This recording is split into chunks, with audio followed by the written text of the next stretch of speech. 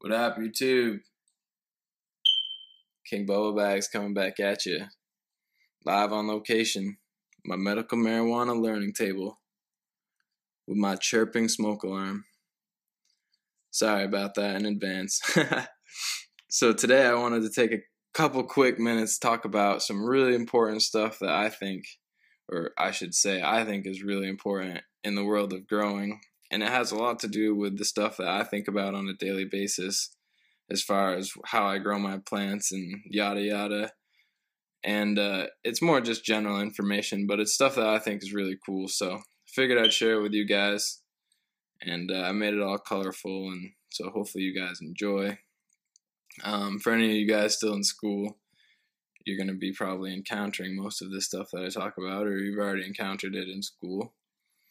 But so yeah, I just wanted to go over like a couple quick things today, just really basic, and I tried to keep it like really basic. So if you guys have questions, go ahead and ask me. But basically, the water molecule. Now this is water right here, H2O. It's a very simple molecule, but it collectively is very, very strong, and it's basically why we're here on Earth today. So it's made up of H2O, 2 hydrogens and 1 oxygen, and this makes up 1 molecule of water. Now, this 1 molecule is very, very small, but collectively they start to become very big, and they go through a phenomenon called hydrogen bonding that actually makes them a lot more powerful than they might have been previously. For example, if you have like a tidal wave or something and it comes in and takes out a city, I mean, it takes a lot of force to actually do what a wave does in a very, very small amount of time. So just kind of think about that. But basically, the phenomenon that it goes through is called hydrogen bonding. Let me get it to focus here. Goes through hydrogen bonding, and I'll skip the electronegativity for just a sec, and that's this bond right here, and it actually bonds 2 molecules of water together. So you can see they're 2 separate molecules. So here's your H2O, so 2 H's, 1 water, and here's your 2 H's and 1 water. Now, water is a polar compound, which means it has partially charged atoms on it, or partially charged elements on it, excuse me. And so basically, oxygen is the partial negative and hydrogen is partial positive. Now this happens, you can see it right there. Now this was what makes up a polar compound, having a partial charge on a right here. So this bond right here has a partial charge. Now I'm going to show you what makes it up, and it's very simple, very, very simple, but gets confused easily. It's called electronegativity. Now, if you take your periodic table, any element to the right and up to the top of that, to the periodic table, is more electronegative than the one that was below it or to the left of it. So, for example, oxygen, you can't see it very well, is right there, and I've labeled it. Hydrogen is right over here. Now, hydrogen is an exception to everything, but we're just going to use it right now, seeing as oxygen is more to the right of hydrogen. So oxygen is more electronegative, hence oxygen is going to take hydrogen's electrons. And this is exactly what you see here. So oxygen has taken these electrons and it now has a partially negative charge. So these charges can link up to each other. So these partially positive and partially negative charges actually bond right to each other in a hydrogen bond. Now this is a very, very weak bond, but like I said before, hydrogen bonds collectively are very, very strong, and they make up pretty much everything in our life, and I'll go over that real quick. So hydrogen bonds are these little green dots right here, and this is why we're alive. These green dots in between these molecules are why we're alive. And just plain and simple. So they make up proteins, sugars, amino acids, DNA, and RNA. For anyone who knows anything about any of these molecules, you know they're essential for life. And like I wrote right here, they're hydrophilic, which means they like water. So they also have partially charged ions or elements on them, excuse me. I always say that. They always have partially charged elements. So these will bond with water. It's a very, very simple concept, and it gets confused a lot of times in chemistry classes, biochemistry classes. So you kind of just stick with me for another second. So you got these hydrophilic, you got hydrophobic, and you have amphiphilic. Now, amphiphilic, as you can see, is a wetting agent. So when you're spraying your leaves with an amphiphilic molecule. And I'm going to explain what it is in just a second, but I want to make sure everyone understands what these are first.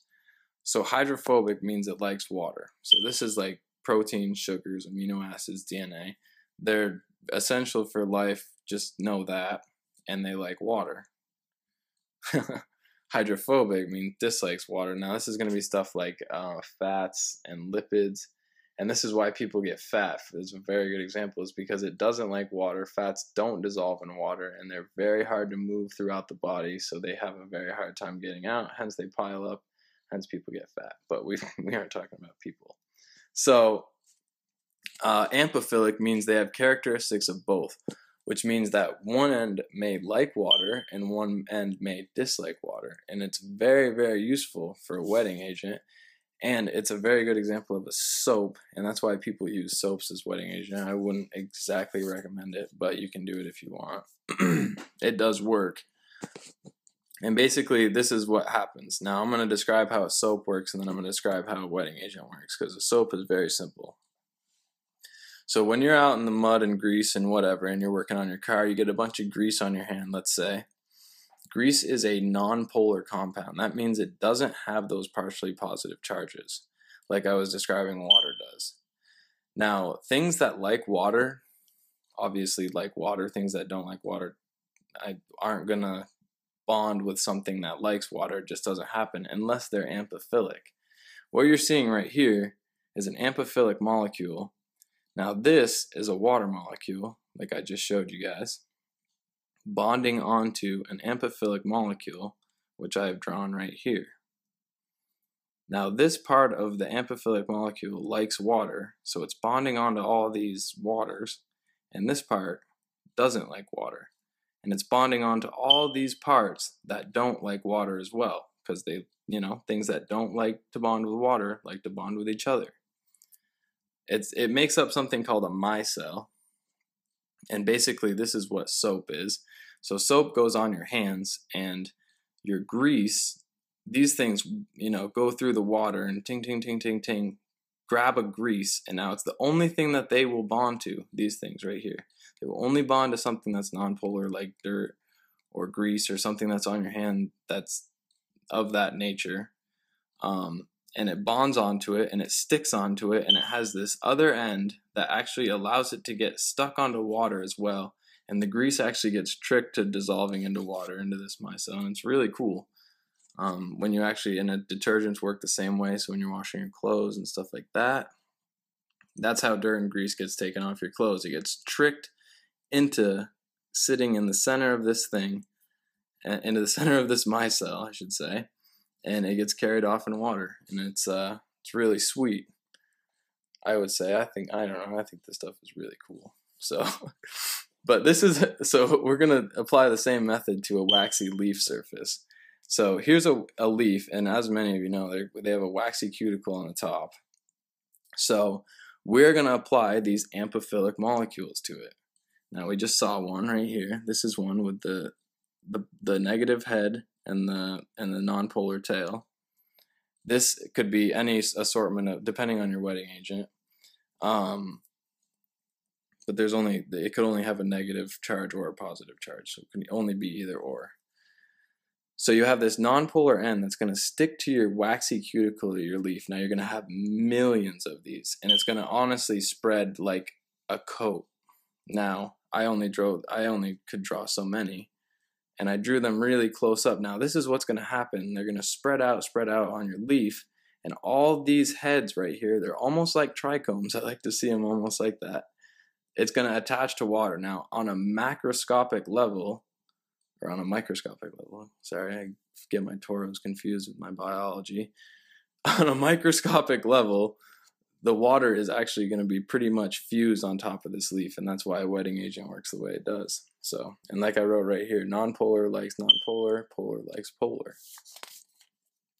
And the last thing I want to touch over real quick is pH. And I know I'm kind of dragging on. So pH is, when you hear someone say pH, this is how it's written too. So if you want to write it correct, it's a small p with a capital H, and it's basically the hydrogen concentration of your water, and it's the negative log of the hydrogen concentration, because these are going to be massive numbers, like massive. I mean, they have, it depends. That's why you're taking the log, is to kind of shrink them down to something that you can actually calculate. And yeah, they do only have a range from 0 to 14, but that isn't the only range. They can go outside that range. So don't let anyone ever tell you. It's not usual, it's not normal, but it does happen. So and then I want to go over real quick with weak acids and buffers. Now, this is what's happening with, let's say, advanced nutrients with their pH perfect, and when you're adding acid to your reservoir to bring it down or to bring it up. And this is just a really complicated way of looking at what you're actually doing. And for people that may ever have to take chemistry, this is going to be okay, sorry about that. I just ran out of space somehow. And I had to make a quick change anyway, so it worked out. So basically, this is going to be an oversimplification for anyone who might be in the class, and it may actually be helpful for people that are in the class or maybe don't understand it. And it'll be kind of cool for you guys to see how pH actually works. And this is like, these are actual equations that we use in chemistry. So, and I'm going to like make it very simple for everyone to understand it. And a professor did it for me, and he's a great professor. So basically, weak acids are in a lot of pH downs, and I should say strong or weak bases, are in pH ups. You don't want to use a strong acid or a strong base so much so. They may have some in it, but a strong acid would basically just drop to the bottom of your bucket and drill a hole right through the bottom of your plastic bucket, go right through your floor and down into the earth, probably. So you don't like to use strong acids usually. I believe they're mostly made up of weak acids, which have pKa values, which are, if you've ever heard of anyone talk about a titration curve, that's how they chart the curves of these pH. And it's basically like a stair ladder or a step ladder, and it depends on how many pKa values they have. Now, most have a couple. I know that one of the acids in advanced nutrients pH down has like 6 titration curves, or 6 pH values, which gives it 6 titration curves. But basically, very simple, very simple equation here. Now, let's given that this isn't even here. So now we're just going to give him pH is what I like to call the salt over the acid. Now, this is not like table salt. It's just not. It's just what I like to quote the salt. And this is the actual acid.